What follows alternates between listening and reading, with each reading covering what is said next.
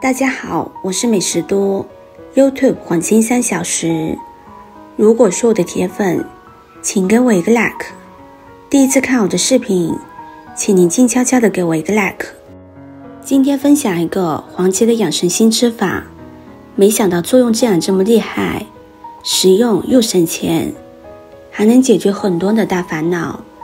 黄芪大家都不陌生，现在是全民养生的时代。养生的方法有很多种，其中吃就是很多人关注的一种。吃什么、怎么吃有助于养生呢？黄芪受到很多人的喜爱，民间就有常喝黄芪汤，方便保健康的说法。黄芪在一定的程度上，对于某些疾病的治疗有一定的作用。那么用黄芪泡水或者是煮水喝，对身体有什么好处呢？饮用时又需要注意什么地方呢？黄芪用对了是宝，用错了反而可能会有影响。下面就跟大家分享一个80岁的老奶奶做了一辈子的黄芪养生方法，下面一起跟着视频来看看是怎么做的吧。首先我们准备10克的黄芪。黄芪是我们生活中比较常见的食材，黄芪是补气之长，虽然它不像人参那么出名，但作用也不小，而且对于老百姓来说性价比更高。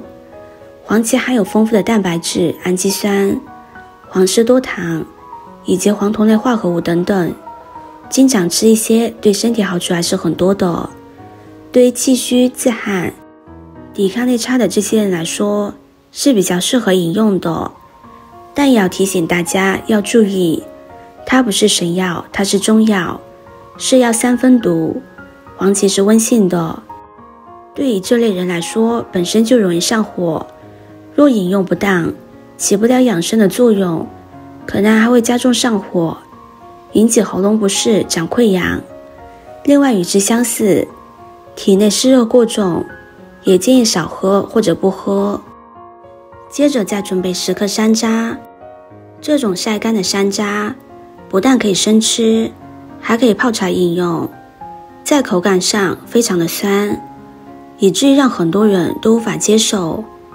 而将山楂用来冲饮的话，不但口感发生很大的改善，还可以起到很好的养生保健的作用。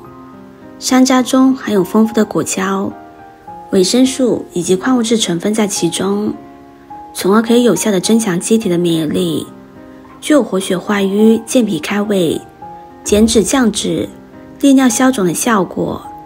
对于痛经的患者来说，饮用山楂水可以说是最佳的饮品。日常我们将山楂和黄芪一起冲泡饮用的话，可以说两者的功效进行综合，让其营养价值翻倍。有病防病，无病帮身，促进身体的血液循环，排出体内的毒素和垃圾，起到最佳的补气活血、补气补脾胃的作用。我们把山楂也倒入大碗中，接着再准备10克红豆，5色配5脏，红豆颜色赤红，红如心，所以李时珍把红豆称之为心之谷，强调了红豆的养心功效。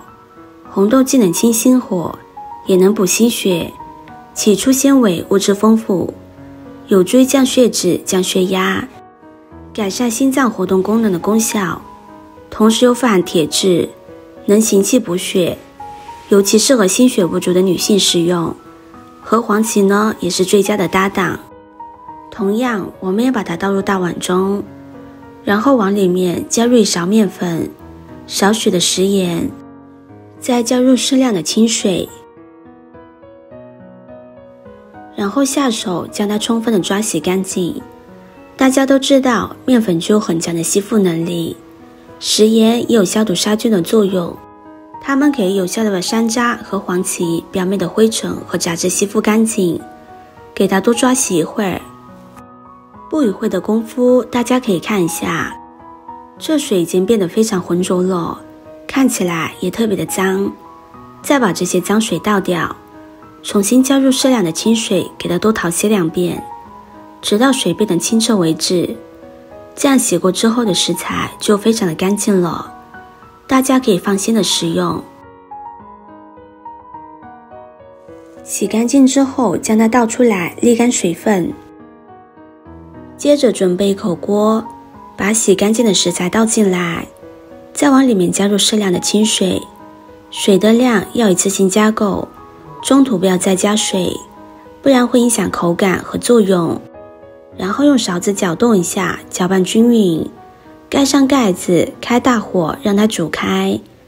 一个红心对你来说只是举手之劳，对我来说可以高兴的睡不着觉。这个视频麻烦您帮忙点一个免费的小红心吧，非常的感谢。煮开之后，这时就能闻到一股淡淡的清香味了。然后我们往里边加入一些红糖，不喜欢吃的朋友也可以不放。继续用勺子给它搅动一下，搅拌均匀，然后盖上盖子，开中火给它煮上20分钟左右，把里面的营养成分全部煮出来，把红豆煮烂煮软，这样效果才能更好。